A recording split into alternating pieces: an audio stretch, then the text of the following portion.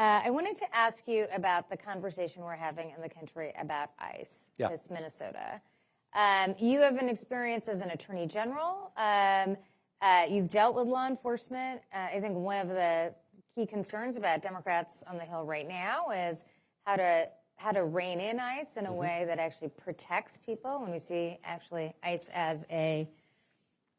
as something that's causing chaos, not creating order, and really creating a lot of harm. So just wanted to ask your views on the ICE debate today. So I've served as the chief law enforcement officer in Kentucky for 4 years. I've led law enforcement groups. I've worked with law enforcement from the federal to the local level. As governor, we run the training for local law enforcement, and you are technically the head of the Kentucky State Police.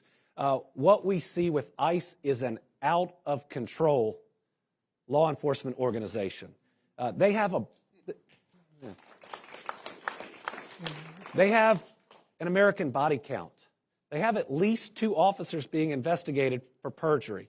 They are not doing officer-involved shooting investigations that are standard all across the country that occur after every single shooting that are so important so that people have confidence in their law enforcement. Their tactics aren't just aggressive. They are so overly aggressive compared to any other law enforcement group in the nation. You see how far out of line they are, and their leadership. Immediately coming to judgment about altercations, immediately labeling people as domestic terrorists before they ever even know is grossly irresponsible. So we've got to retrain every single ICE officer. The idea that they think that they can barge into an American's home with an administrative warrant means they're getting really bad advice and training as it is right now. If they are going to be out in public, they need different training on how you deal with the public, because the way they're doing it, no other law enforcement organization ever would. Why?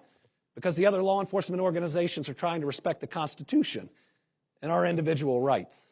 And so I think that this is a massive challenge that needs to be fixed, and fixed as quickly as possible, because what we've seen in Minnesota and Chicago will continue in other places if the current leadership continues and if they are not fully retrained. Yeah, I think that's such an important point when you think about ICE's interventions with the Fourth Amendment, the Fifth Amendment, and even the First Amendment.